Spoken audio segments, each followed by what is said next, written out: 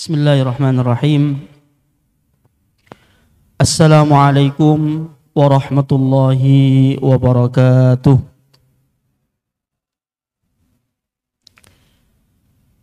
Alhamdulillahi rabbil alamin wa bihi nasta'in wa ala umuri dunya waddin.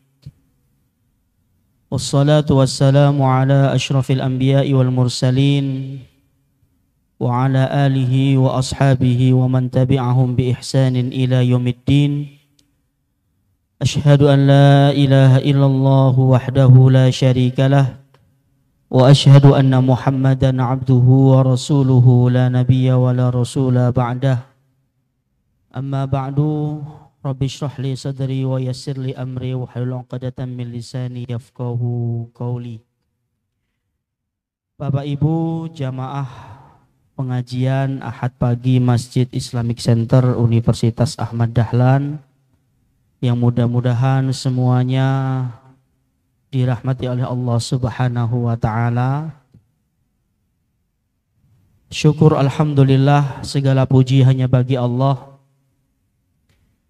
yang telah berkenan memberikan kepada kita karunia-Nya yang sungguh luar biasa. Dengan karunia tersebut,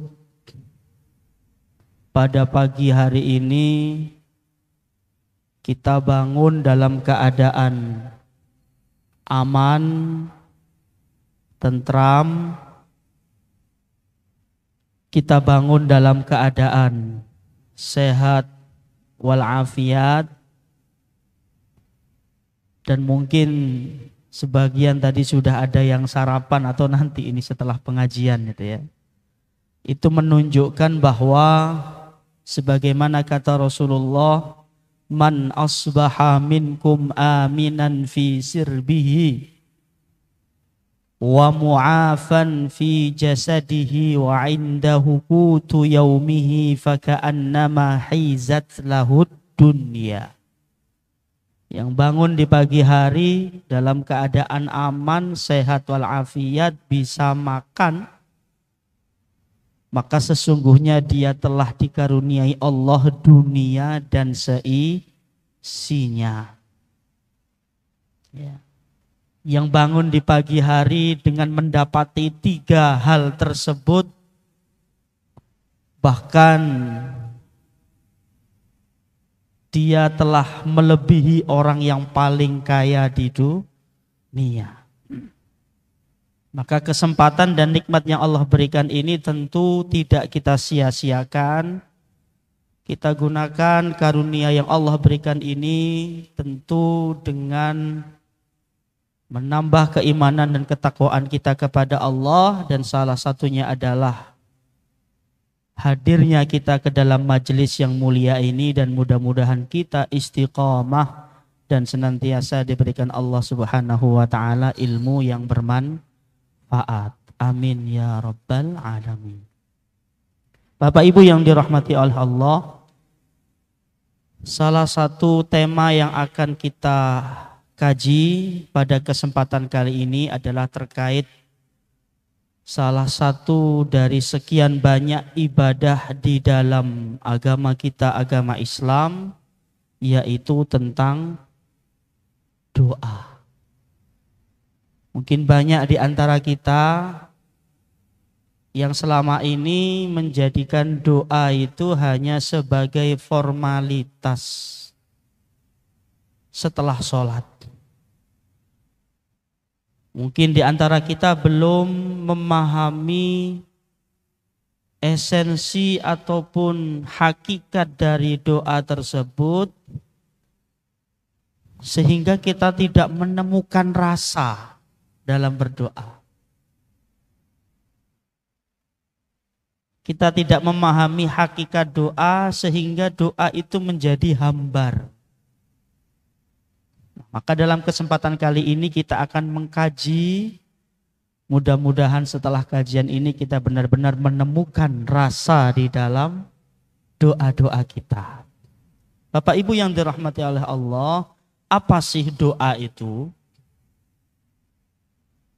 Secara bahasa, Doa itu berasal dari bahasa Arab. Ad-du'a'u, atau dalam istilah yang lain disebut dengan ad-da'watu.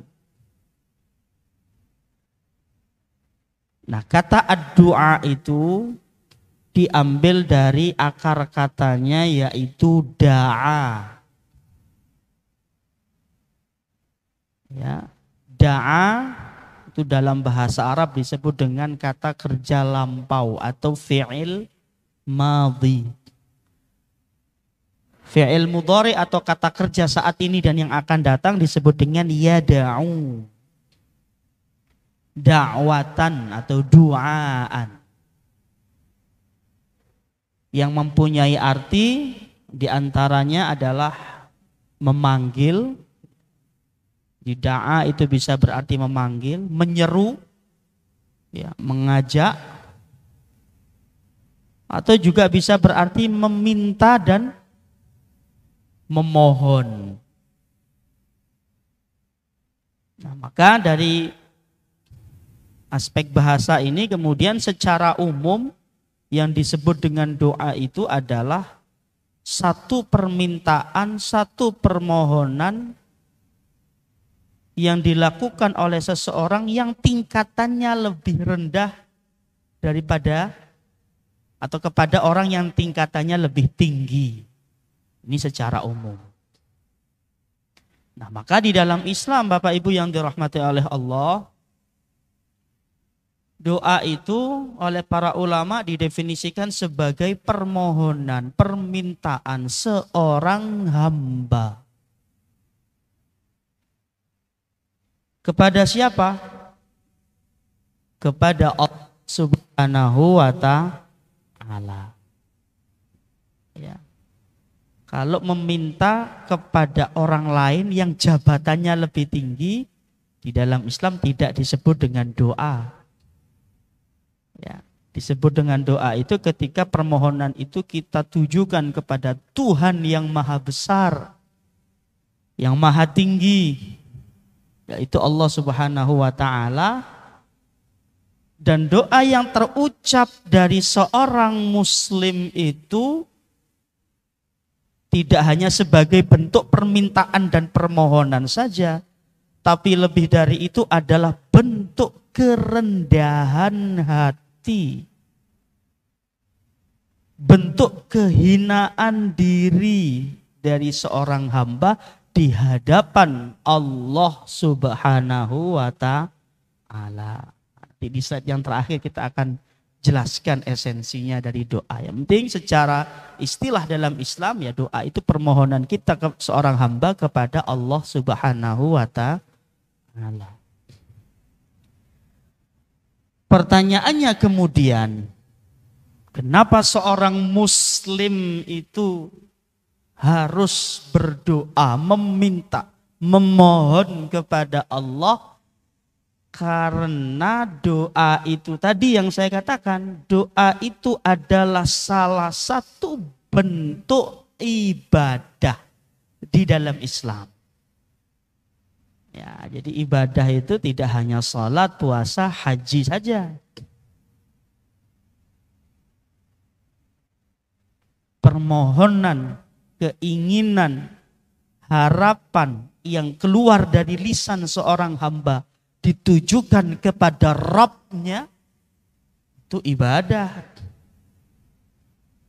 Kenapa doa itu ibadah? Karena dalam banyak ayat Al-Quran, dalam banyak hadis-hadis Rasulullah SAW banyak perintah pada umat Islam ini untuk berdoa. Apa salah satunya? Surat Ghafir ayat yang ke-60. Firman Allah Subhanahu wa taala, "A'udzu billahi minasyaitonir rajim. Bismillahirrahmanirrahim." Ini sering kita dengar ya potongan ayatnya. Wa qala rabbukum ud'auni astajib lakum. Innal ladzina yastakbiruna an ibadati sayadkhuluna jahannama dakhirin. Dan Tuhanmu telah berkata kepadamu, kepada kalian, ud'auni, mintalah kalian wahai manusia kepadaku, berdoalah kalian manusia kepadaku. Ud'auni itu fi'il amr, ya, kata kerja perintah. Da'a yad'u, ud'u, mintalah kepadaku, mohonlah kepadaku, kata Allah. Janji Allah apa? Astajib lakum. Ya.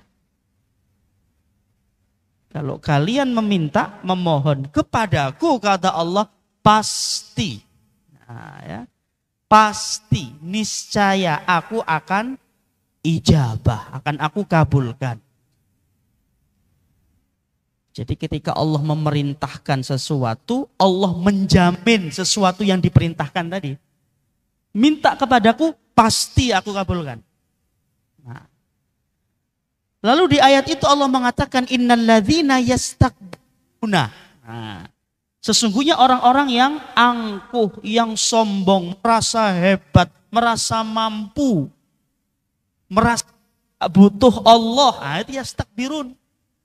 An ibadati. Nah, itu menunjukkan bahwa doa itu adalah bentuk dari ibadah. Yang tidak mau berdoa itu, tidak mau beribadah yaitu doa itu, Allah kategorikan dia sebagai alladzina yastakbirun. Orang-orang yang sombong, yang tidak mau berdoa, yang hanya mengandalkan ikhtiarnya saja. Ancaman Allah, sayadkhuluna jahannama dakhirin, dia akan masuk ke dalam neraka dengan keadaan hina. Maka dalam istilah kita itu muncul apa Bapak Ibu? Ikhtiar saja tanpa dibarengi doa itu sama dengan sombong. Kalau doa saja tanpa dibarengi ikhtiar itu sia-sia. Nah, coba kita lihat bagaimana tafsir surat Ghafir ayat 60 ini. Saya kutip dari Kitab Tafsir Al-Munir karya Dr. Wahbah Az-Zuhaili, ya, di jilid ke-24 itu. Apa kata beliau menafsirkan Ghafir ini? Wal ayatu ishtamalat ala amril ibadati bid-du'a. Kata Wahbah Az-Zuhaili dalam tafsirnya, ayat tersebut menjelaskan tentang perintah beribadah kepada Allah dalam bentuk doa. Wattakaffudu lahum bil ijabati fadlan minallahi wa karama. Dan Allah menjamin akan diijabahnya doa seseorang. Dan jaminan Allah untuk mengijabah itu adalah bentuk keutamaan, kemuliaan Allah bagi hambanya. Wa hadza wa'dun, kata Wahbah Zuhaili. Ini janji, ayat ini mengandung janji Allah. Ya. Dan tentu innallaha la yukhliful mi'ad. Kalau Allah sudah berjanji, sekali-kali Allah tidak akan mengingkari janjinya.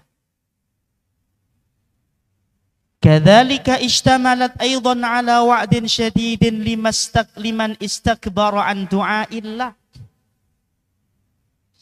Ayat tersebut juga mengandung apa? Ancaman yang pedih dari Allah bagi orang-orang yang istakbar. Orang yang sombong, yang angkuh, yang hanya mengandalkan usaha dan ikhtiarnya. Tidak menyertakan Allah dalam usaha dan ikhtiarnya. Sehingga dia tidak mau berdoa. Fallahu huwal karimul ladzi yujibu da'wata da'i idza da'a. Allah itu maha mulia. yang pasti akan mengijabah doa hamba-hambanya yang berdoa, wa yaghdabu ala man lam yatlub min fadlihil azim. Ada hadisnya itu apa? Justru Allah itu akan marah, akan murka bagi atau kepada siapa saja yang tidak meminta kepadanya. Wa mulkihil wasi' ma yahtaju ilaihi min umuri dunya wal akhirah. Ada orang enggan untuk berdoa, meminta kepada Allah baik dalam urusan dunia atau dalam urusan akhiratnya, Allah itu murka.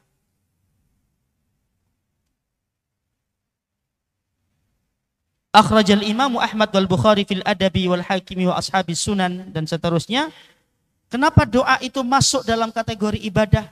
Selain ayat surat Ghafir tadi ada hadis yang mengatakan qala Rasulullah sallallahu alaihi wasallam innad du'a wal ibadah. Di doa itu ibadah, Pak. Maka kalau dia ibadah pasti bernilai pahala di sisi Allah. Yang pertama, yang kedua, Allah murka, Pak. Allah marah, ibu-ibu ya, kepada hambanya yang tidak mau berdoa. Dan itu ditegaskan oleh Rasulullah sallallahu alaihi wasallam dalam sebuah hadis, man lam yas'alillah. Yang punya hajat, punya keinginan, punya harapan, kok dia tidak mau minta kepada Allah? Tidak mau berharap kepada Allah, kok berharapnya kepada manusia? Kok hanya mengandalkan ikhtiarnya sendiri? Ghadaballahu alaihi. Allah akan murka kepadanya. Ini yang ketiga, dahsyat. Kenapa kita berdoa? Karena dia ibadah. Kalau kita berdoa Allah akan murka.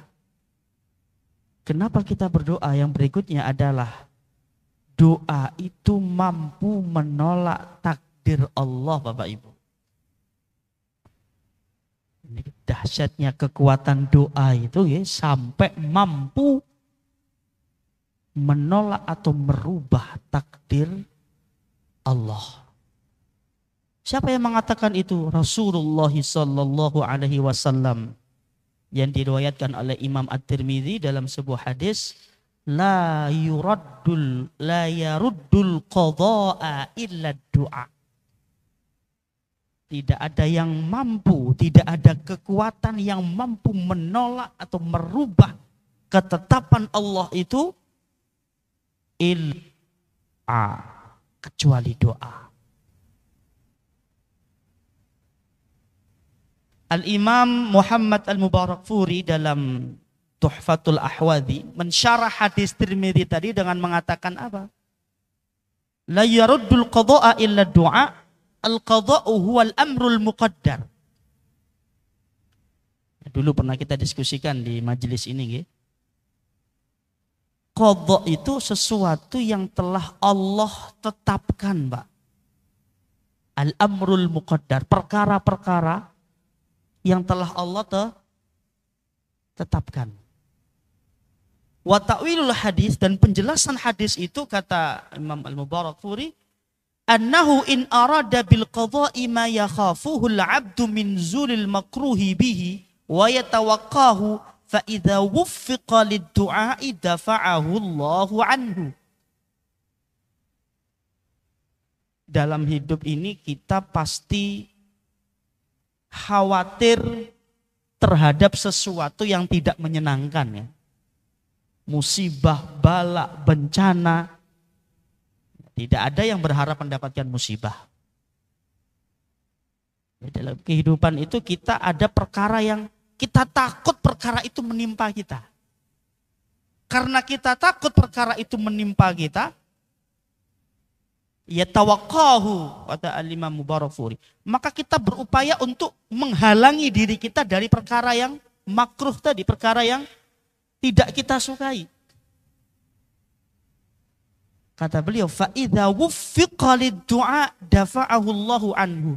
Kalau seorang hamba itu diberikan taufik oleh Allah untuk berdoa, sesuatu yang seharusnya menimpa dia, sesuatu yang tidak menyenangkan, tidak mengenakkan, bencana, musibah yang harusnya menimpa dia, lalu Allah takdirkan, Allah beri taufik dia untuk mengangkat tangan berdoa, dafa'ahullahu anhu. Allah akan hindarkan dia dari perkara-perkara yang tidak menyenangkan tadi. Ini penjelasan dari hadis bahwa la yaruddul qadha'a illa du'a. Tidak ada satu kekuatan dahsyat yang mampu merubah takdir Allah itu melainkan doa. Nah, luar biasa. Oke, jadi ada 3 tadi Pak Ibu. Satu, doa itu ibadah. Kenapa kita berdoa? Yang kedua, kalau kita enggak doa Allah marah. Yang ketiga, doa itu mampu mengubah atau menolak takdir. Yang sering muncul pertanyaan dalam benak kita kan begini. Saya itu doa enggak kurang-kurang loh Ustaz. Setelah sholat berdoa, sebelum makan berdoa, kalau ada hajat berdoa, enggak kurang-kurang doa itu. Tapi kok ya sampai sekarang tidak ada bentuk perwujudan ijabahnya. Mungkin di antara kita ada yang bertanya, saya ini sering loh berdoa, minta sesuatu. Ya, tapi sampai sekarang nggak ada yang berubah, ya, begitu-begitu saja. Ada tidak seperti itu? Enten nggih? Pengen sesuatu, sudah berikhtiar sih, sudah berdoa juga katanya. Tapi kok ya tidak ada wujudnya bentuk ijabah dari Allah. Tadi katanya pasti diijabah. Nah ini sudah berapa tahun kok nggak diijabah sama Allah? Apakah mungkin Allah itu mengingkari janjinya? Ada beberapa jawaban yang ingin kita tadaburi Bapak Ibu pada kesempatan kali ini. Kenapa sih doa kita tidak kunjung dikabulkan oleh Allah? Nah, ini kita bahas agar kita jangan sampai berprasangka buruk kepada Allah. 1, mungkin ya, nanti kita muhasabah itu. Selama ini kita doanya tergesa-gesa. Apa yang dimaksud tergesa-gesa dalam berdoa itu? Coba kita tadaburi sabda Rasulullah yang diriwayatkan oleh Imam Muslim ini. Kata Nabi, la yazalu yustajabu lil 'abdi ma lam yad'u bi itsmin wala qati'ati rahimin ma lam yasta'jil. Rasulullah mengatakan, doa seorang hamba pasti akan dikabulkan, kata beliau. Selama 1, dia tidak berdoa dalam rangka berbuat maksiat kepada Allah. Doanya tidak untuk maksiat. Wala qati'atu rahimin, dia berdoa tidak dalam rangka memutus tali silaturahim. Yang ketiga, pasti Allah ijabah doa itu malam yasta'jil, dia tidak tergesa-gesa. Ketika Nabi menyatakan hadis ini, sahabat yang mendengar mengkonfirmasi Bapak Ibu. Qila ya Rasulullah mal isti'jal. Kalau yang 2 tadi jelas. Berdoa tidak untuk kemaksiatan, berdoa tidak untuk dalam rangka memutus tali silaturahim, berdoa yang tidak tergesa-gesa. Para sahabat yang mendengar tanya, ya Rasulullah atau ya Rasulullah mal isti'jal. Tergesa-gesa itu maksudnya pripun ya Rasulullah? Nabi menjawab, tergesa-gesa itu begini. Yaqulu qad da'autu wa qad da'autu. Ada seorang hamba, saya sudah berdoa kok. Saya sudah berdoa kok. Falam ara yastajibu li. Saya sudah berdoa, tapi kok kelihatannya enggak dikabulkan oleh Allah. Fayastahsiru an dzalika, lalu dia merasa putus asa. Saya sudah berdoa berkali-kali kok, tapi kok kelihatannya enggak diijabah oleh Allah. Wa yada'ud du'a, karena dia berasumsi doanya tidak dikabulkan Allah, dia nggak mau doa lagi. Itu definisi dari isti'jal. Kita pengen sesuatu, berdoa sekali dua kali, kok nggak diijabah oleh Allah ya? Berarti nggak diijabah. Lalu dia tidak berdoa, lalu dia meninggalkan doa. Itu pengertian isti'jal. Maka maksud dari hadis ini apa? Kalau kita menginginkan sesuatu, kita mengharapkan sesuatu, kita berdoa kepada Allah, jangan putus doanya. Jadi doa itu ibarat kita mengayuh sepeda, Bapak Ibu. Meskipun kelihatannya jaraknya jauh, tapi kalau kita konsisten kayuh sepeda itu, pada akhirnya kita akan sampai. Jadi isti'jal kata Rasulullah yang menyebabkan doa itu tidak diijabah, ya karena sudah merasa berdoa sekali dua kali lalu tidak dikabulkan, lalu meninggalkan doa, karena dia merasa apa? Putus asa. Bisa jadi karena faktor ini. Atau faktor yang lain. Apa itu? Tadi saya katakan di mukadimah. Kita punya hajat, kita punya keinginan, harapan, lalu kita sampaikan itu kepada Allah, tapi kita tidak menemukan rasa dalam doa karena kita lalai dan kita nggak yakin. Setengah-setengah, mintanya sama Allah itu setengah-setengah. Maka kata Nabi SAW dalam hadis riwayat Tirmizi apa? Ud'ullah. Kalau punya hajat minta pada Allah, punya keinginan mohon kepada Allah. Tapi ada syaratnya Bapak Ibu apa? Wa antum muqinuna bil ijabah. Mintanya itu harus dibarengi dengan keyakinan sepenuhnya bahwa Allah akan menjabah. Bisa jadi selama ini hajat belum terpenuhi karena doanya setengah-setengah. Mungkin gak ya Allah mengabulkan?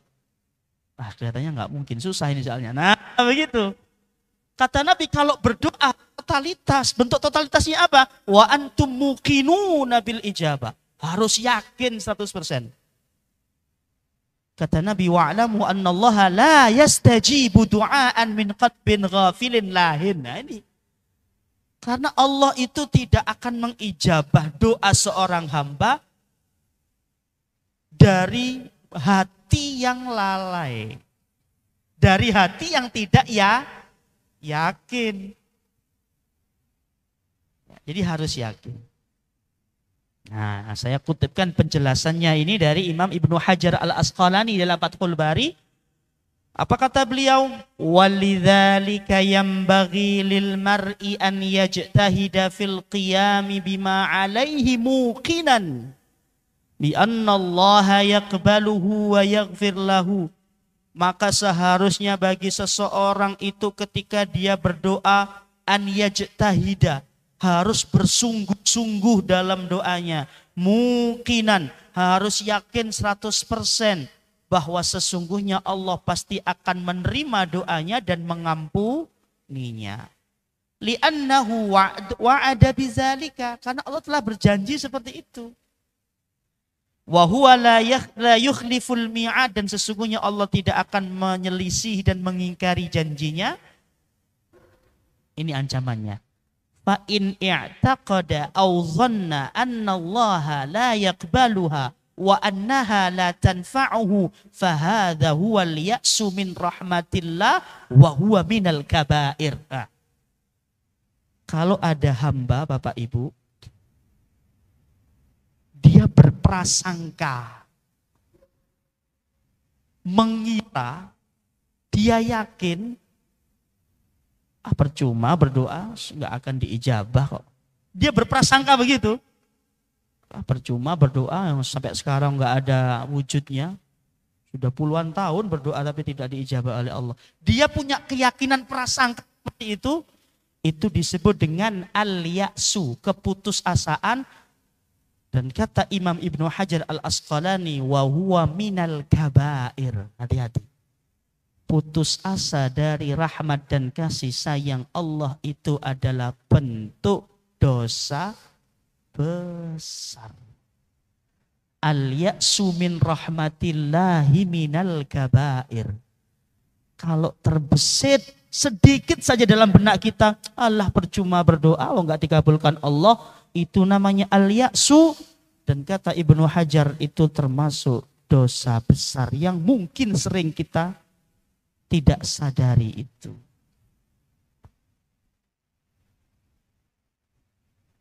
Kata beliau apa?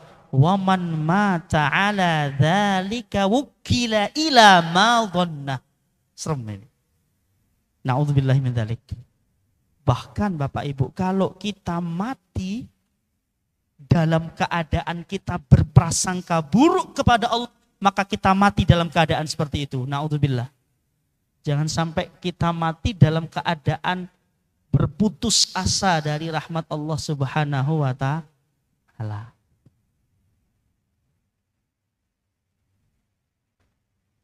Yang kedua, kenapa selama ini doa kita belum diijabah? Tadi satu, bisa jadi kita isti'jal.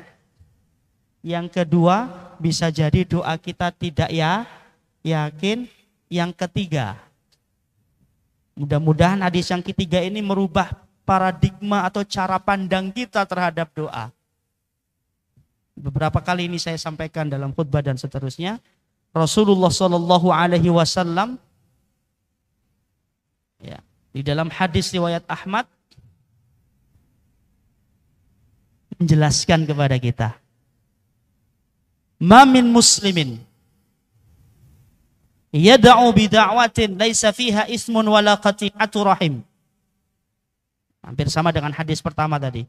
Tidaklah seorang muslim, dia punya hajat, punya keinginan, permohonan kepada Allah, lalu dia mengangkat tangannya berdoa kepada Allah Subhanahu wa ta'ala. Selama doa itu tidak mengandung unsur kedurhakaan kepada Allah, selama doa itu tidak mengandung unsur pemutusan tali silaturahim, kata Nabi Sallallahu Alaihi Wasallam, Bapak Ibu, illa a'tahullahu biha ihda salas. Pasti Allah kabulkan doa seorang muslim itu dengan salah satu dari tiga kemungkinan. Salah satu dari tiga kemungkinan. Satu, kata Nabi, imma an tu'ajjala lahu da'watuhu. Bapak Ibu, setelah subuh tadi punya hajat lalu berdoa kepada Allah, setelah kajian Allah ijabah. Ada yang seperti itu. Ada hamba-hamba itu yang sekarang berdoa, sekarang juga Allah kabulkan. Tunai. Disegerakan ijabahnya oleh Allah. Mungkin yang hadir ini dari kita punya pengalaman spiritual seperti itu. Pernah nggak kelihatannya? Hari ini berdoa, nanti siang sudah Allah ijabah.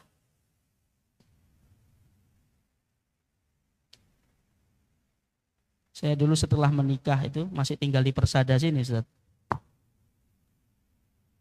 Bingung mau tinggal di mana. Nggak mungkin istri saya ajak tinggal di asrama bareng anak laki-laki. Bingung, Bu. Ujian setelah menikah. Akhirnya saya ke masjid Fastabiqul Khairat di Giwangan, itu ada masjid ya pinggir jalan. Jam 8. Ya Allah. Susah juga ternyata nikah ini. Cari tempat tinggal, Pak Ibu. Sekeliling-keliling yang mahal, itu di atas 10 juta kontraan. Itu 9 tahun yang lalu. Dalam hati saya sholat duha dulu itu di Masjid Fastabiqul Khairat. Karena sepi, kalau rame malu. Ya Allah, saya nikah ini ibadah untukmu. Saya menjauhkan diri dari zina mata, zina-zina yang lain. Maka kalau saya beribadah, ya Allah mudahkan jalannya ya Allah. Jadi istri saya tinggal dulu di Jawa Timur. Karena belum dapat tempat tinggal di sini. Setelah sholat, ada yang menggerakkan saya keliling di gang depannya itu. Langsung dapat harga yang murah dan cocok. Enggak sampai 1 jam Mbak Allah ijabah. Ini loh, nah, itu cerita saya. Mungkin ada yang lebih dahsyat Bapak Ibu dulu ceritanya. Kayak dunia itu sudah mentok begitu. Sudah mentok. Lalu berdoa Allah berikan ijabah saat itu juga. Mungkin, kata Nabi begitu. Imma an tu'ajjala lahu da'watuhu. Sekarang berdoa, langsung hari itu Allah ijabah. Tapi ada kemungkinan yang kedua. Nah, jadi tidak hanya satu. Nah, kita ini pengennya cepat aja gitu ya. Yang kedua apa kata Rasulullah? wa imma an yaddakhiraha lahu fil akhirah. Berdoa sudah puluhan tahun, sudah yakin, tidak isti'jal. Kok kenapa Allah belum ijabah? Allah sengaja simpan doa-doa kita yang keluar dari lisan kita, mungkin dibarengi dengan air mata, untuk dilipat gandakan nanti akhirat. Bapak Ibu, bisa jadi loh kita nanti masuk surga itu bukan karena sholat kita, bukan karena haji umroh kita, bukan karena puasa kita. Allah masukkan kita surga karena kesabaran kita dalam doa dan menanti doa itu. Kita berdoa, menanti diijabahnya doa dengan sabar, itu tidak sia-sia. Dalam Islam itu gak ada yang sia-sia. Bahkan Allah tegaskan dalam Al-Quran, innama yuwaffas sabiruna ajrahum bighairi hisab. Kita husnudon aja, mungkin amalan kita itu kurang selama ini. Karena amalan kita itu kurang, Allah ingin memasukkan kita ke dalam surganya dengan bentuk apa? Tidak diijabah dulu di dunia, tapi dilipat gandakan di akhirat. Wong menunggu diijabahnya doa dengan sabar itu bukan perkara yang sia-sia. Nggak ada yang sia-sia dalam Islam itu, Bu. Doa belum diijabah, doa tahu-tahu sudah 10 tahun belum Allah ijabah. Kalau kita sabar dan senantiasa berprasangka baik, itu pahala itu Allah lipat gandakan. Nah, ini yang tanpa kita sadari. Jadi nggak ada yang doa yang ditolak oleh Allah itu. Diijabah tapi dilipat gandakan di akhirat. 3 ini yang luar biasa. Wa imma an yasrifa anhu su'a mislaha. Bapak Ibu yang dirahmati oleh Allah, bisa jadi doa-doa kita yang kita panjatkan kepada Allah selama ini, Allah ijabah doa kita dalam bentuk yang lain yang tanpa kita sadari. Apa itu? Allah jauhkan kita dari segala macam keburukan, musibah, bencana, dan seterusnya. Ini yang bisa hidup sampai tanggal 20 Agustus 2023 bisa jadi ada alumni COVID. LC kan ya, lulusan COVID. Padahal teman seangkatannya sudah menghadap Allah. Loh, bisa jadi Allah selamatkan kita dari virus yang mematikan itu karena doa-doa kita. Kan begitu. Bisa jadi hari ini kemarin kita tertimpa musibah, tapi musibah itu tidak jadi menimpa kita, bisa jadi karena doa-doa kita. Ini kata Rasulullah, imma an yasifa anhu su'a mislaha, bukan kata saya ini. Jadi 3 hal itu menunjukkan apa kesimpulannya? Tidak ada doa yang dipanjatkan oleh seorang muslim yang sia-sia. Pasti diijabah dengan salah satu dari 3 kemungkinan tadi. Setelah mendengar hadis itu, sahabat, dahsyat ini ya Rasulullah, idzan nuksir. Kalau begitu ya Rasulullah, kita akan perbanyak doa itu. Terserah mau Allah kabulkan atau tidak, yang penting kalau kita berdoa 3 kemungkinan kata Rasulullah tadi, idzan nuksir, kita akan perbanyak doa itu. Rasul berkata, Allahu aktsar, semoga Allah memperbanyak doa-doa kalian. Nah, jadi tidak ada doa yang sia-sia. Nah, cara pandang ini yang harus kita rubah, Bapak Ibu yang dirahmati oleh Allah. Memang Allah itu ketika menciptakan manusia, ini keyakinan ahlu sunnah ya. Dalam beriman kepada qadha dan qadar itu kan ada 2 aliran ekstrim ya. Ada aliran Jabariyah yang menafikan ikhtiar, seakan-akan manusia itu tidak punya kehendak. Jabariyah. Ada aliran Qadariyah yang menafikan intervensi Allah Subhanahu wa taala, sehingga mereka mengatakan nggak ada urusan dengan Allah. Kalau pengen kaya kerja aja, nggak usah sholat, nggak usah doa. Ini Qadariyah. Keyakinan ahlu sunnah, ketika Allah menciptakan manusia, Allah berikan dia kehendak. Allah berikan dia keinginan. Jadi kita punya kehendak, iya. Kita punya keinginan, iya. Tapi tidak titik, koma. Manusia punya kehendak, tapi ingat Allah Subhanahu wa taala juga punya kehendak. Ini. Kita punya keinginan, iya. Tidak dilarang punya keinginan dalam Islam itu Bapak Ibu. Tapi tidak titik, koma. Tapi Allah juga punya keinginan. Bagi orang beriman ketika dikomparasikan mana yang lebih baik. Kehendak manusia yang lemah atau kehendak Allah. Yang maha tahu atas hambanya, ya tentu kehendak Allah. Mana yang lebih baik, keinginan manusia atau keinginan Allah? Ya tentu keinginan Allah yang maha tahu apa yang baik bagi hambanya. Bisa jadi kita doa mintanya A, kata Allah A nggak baik bagimu, yang baik Z, bisa jadi begitu.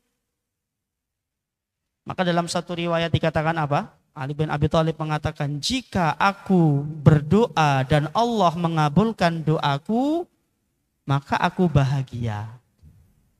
Karena apa yang aku inginkan sesuai apa yang Allah kabulkan. Tapi kalau Allah tidak mengabulkan doaku, aku bahagianya 2 kali lipat. Loh kok bisa 2 kali lipat? Iya, karena yang doaku, keinginanku itu keinginan manusia yang lemah, sedangkan yang ini adalah pilihan Allah Subhanahu wa ta'ala. Kita mintanya A, berdoanya ya Allah berikan A.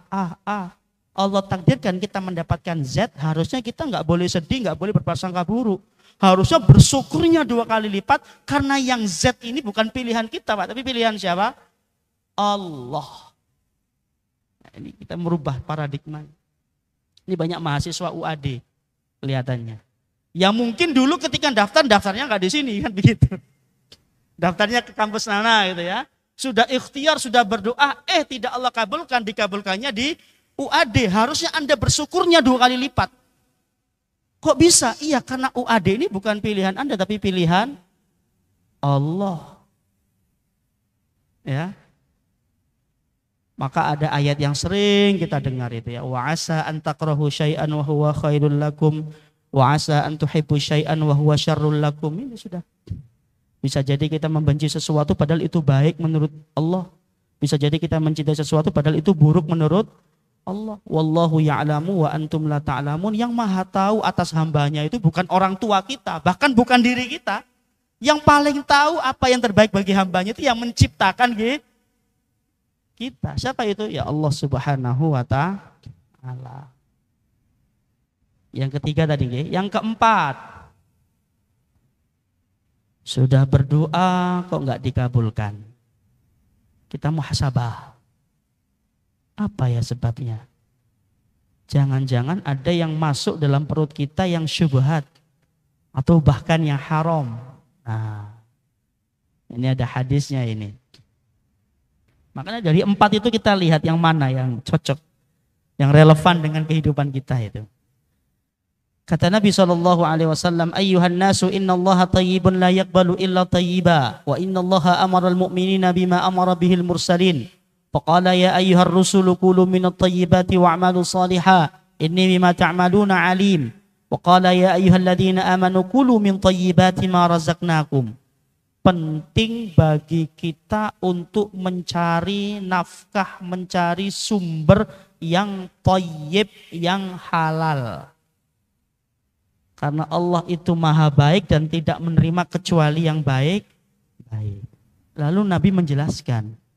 ثم ذكر الرجل يطيل السفر أشعث أغبر يمد يديه إلى السماء يا رب يا رب.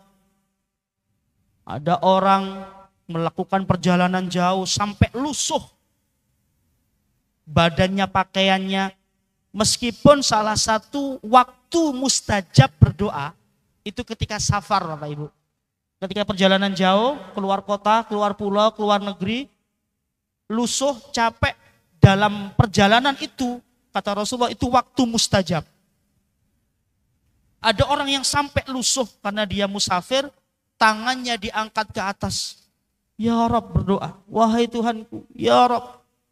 Tapi dia lupa. Apa kata Nabi? Wa mat'amuhu haram. Sampai nangis-nangis tapi yang dimakan ada sesuatu yang haram. Sampai nangis-nangis berdoa yang diberikan makan kepada keluarganya sesuatu yang haram. Wa mashrabuhu haram, minumnya dari sesuatu yang haram. Wa malbasuhu haram, pakaian yang dia gunakan bahkan dalam keadaan bersafar yang diijabah doa dari hasil yang haram. wa ghudhiya bil haram, diberi makan orang tuanya sesuatu yang haram, fa anna yustajabu lidzalik, kata Nabi. Sampai nangis-nangis pun gak akan diijabah oleh Allah jika terbiasa mencari sesuatu yang haram. Ya, jadi sesuatu yang haram itu tidak hanya yang korupsi, mencuri, tidak hanya begitu. Kita punya profesi Bapak Ibu, kok nggak amanah? Ya, kalau dikatakan haram terlalu ekstrim lah ya, syubhat. Ya, kita digaji untuk melakukan satu pekerjaan, tapi kita tidak amanah di pekerjaan itu. Nauzubillah, bisa jadi kalau nggak haram minimal dia syubhat. Guru, dosen, pengajar digaji tapi nggak serius ngajarnya. Ya. 100 menit 2 SKS. Baru assalamualaikum ditinggal. Tanda tangan, dapat gaji. Gak hanya dosen atau guru, mahasiswa juga begitu. Ya. Titip absen. Itu ya. Titip absen. Absennya ada, orangnya nggak ada. Bisa kalau dikatakan haram terlalu ekstrim, minimal itu syubhat. Nah, kalau kayak gitu mau diijabah doa kita. Nah, nggak akan diijabah oleh Allah begitu. Oke, jadi 4 tadi. Sebelum kita akhiri, ada satu ungkapan dari Al-Imam Ibnu Athaillah dalam kitabnya Al-Hikam, Bapak Ibu, tentang bagaimana sesungguhnya kita memahami doa ini. Apa kata beliau? Ini bukan hadis ya, ini hanya ungkapan hikmah dari Ibnu Athaillah. La yakun ta'akhuru amadil ata'i ma'al ilha'i fid du'a mujiban liya'sika. Bapak Ibu, kalau kita punya hajat, kita punya keinginan, harapan yang kemudian kita sampaikan semua itu kepada Allah Subhanahu wa taala, berkali-kali kita memohon kepada Allah Subhanahu wa taala. Tapi sampai saat ini tidak kunjung Allah kabulkan. Gitu kata Ibnu Athaillah. Mujiban liya'sik, jangan sampai itu membuat kita putus asa. Tadi hadisnya sudah kita sampaikan ya. Isti'jal, putus asa. Kata beliau, fahuwa dhamina lakal ijabata fima yakhtaruhu laka la fima takhtaruhu li nafsika. Yang harus kita imani, kita yakini sepenuh hati adalah Allah itu pasti akan menjamin pasti akan menjamin doa-doa kita itu sesuai apa yang Allah pilihkan untuk kita, bukan apa yang kita pilih. Gitu loh. Yeah. Allah itu akan menjamin doa kita sesuai apa yang Allah pilihkan untuk kita, bukan dengan apa yang kita pilih. Wa fil waqtil ladzi yuridu la fil waqtil ladzi turid. Allah itu pasti akan mengijabah doa kita di waktu yang tepat yang Allah pilih untuk kita, bukan di waktu yang kita inginkan. Ya. Jadi pasti Allah ijabah, tapi tentu dengan pilihan dari Allah dan di waktu yang tepat. Maka dalam ungkapan itu dikatakan, Allah itu Bapak Ibu tidak akan menyegerakan sesuatu bagi hambanya kecuali yang disegerakan itu baik. Dan Allah tidak akan menunda sesuatu bagi hambanya kecuali yang Allah tunda itu pasti baik. Nah, ini nanti kaitannya dengan iman terhadap qadha dan qadar ini. Ya. Kita pinginnya cepat, tapi kata Allah enggak cocok kamu sekarang. Bisa jadi begitu. Nanti. Ya. Maka suatu saat nanti kita akan sampai kepada satu titik kita menyadari bahwa apa yang kita ikhtiarkan selama ini, apa yang kita doakan kepada Allah selama ini, suatu saat nanti akan kita sampai tadi satu titik tadi bahwa sesuatu itu pasti kita syukuri. Itulah kenapa ada seorang ulama, seorang mufassir dari Mesir bernama Syekh Mutawalli Sya'rawi itu nggih. Beliau mengatakan bahwa lau alimal abdu maqasidal aqdari labaka lisu'i zannihi billah. Nanti kita akan sampai pada titik itu. Andai saja, kata Mutawalli Sya'rawi, andai saja seorang hamba itu mengetahui maksud dan tujuan di balik semua takdir Allah, gitu ya.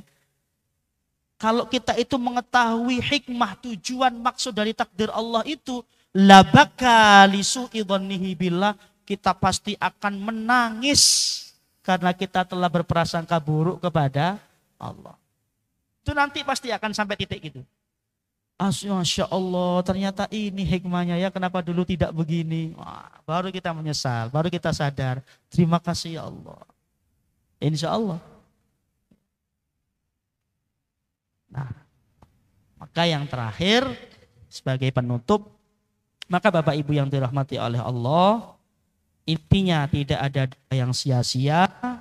Apa yang Allah takdirkan bagi kita saat ini itulah yang terbaik. Ya, kado yang terindah adalah apa yang kita miliki saat ini.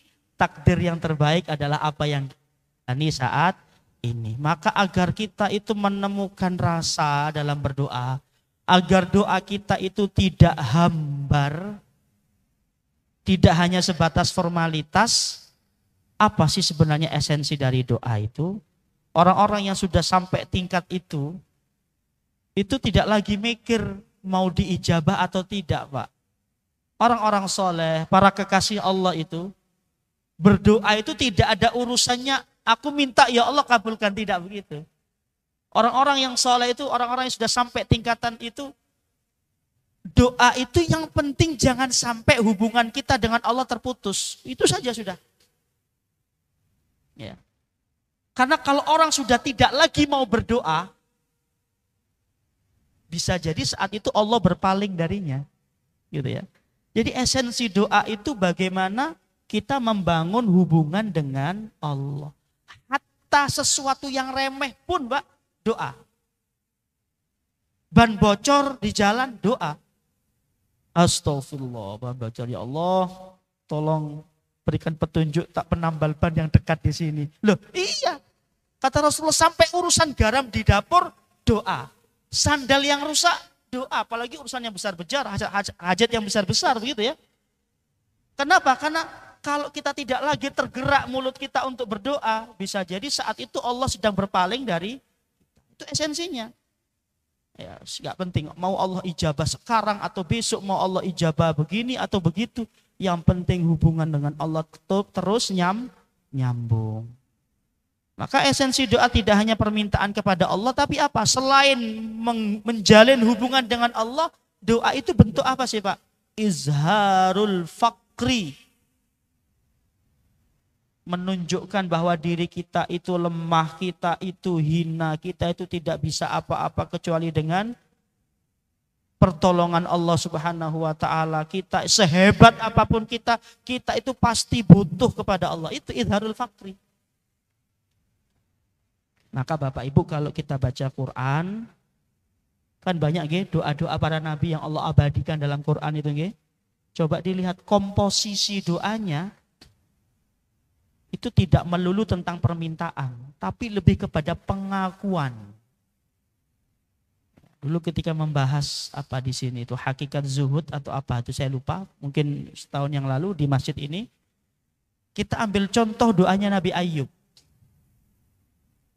Nabi Ayub itu Allah uji dengan penyakit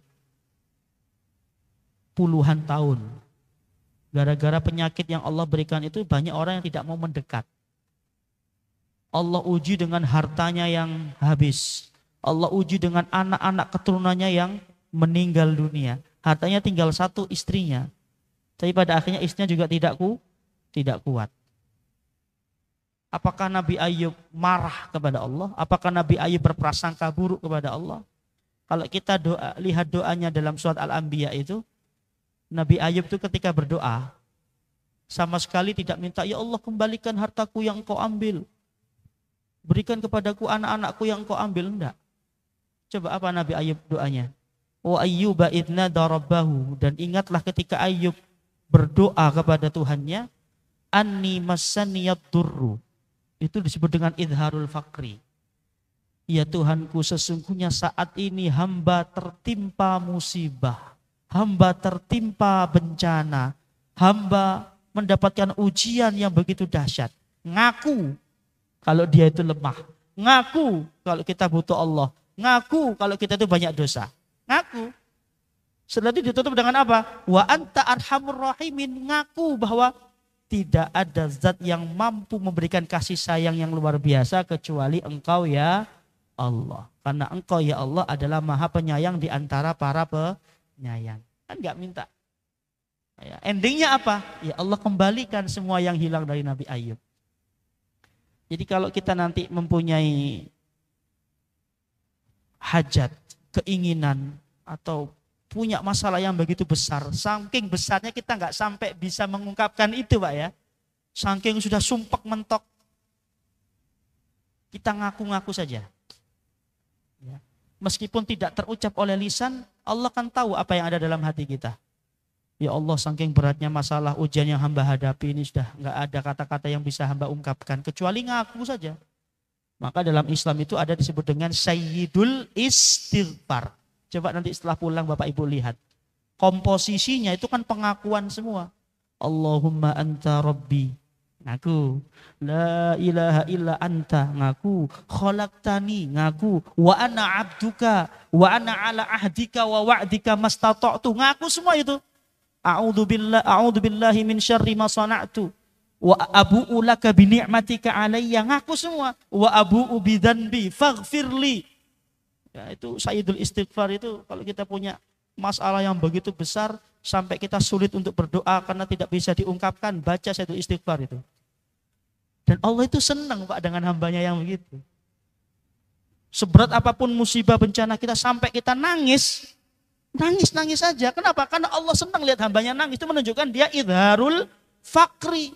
Justru yang tidak disukai Allah itu hambanya sok kuat, nggak suka itu. Ya.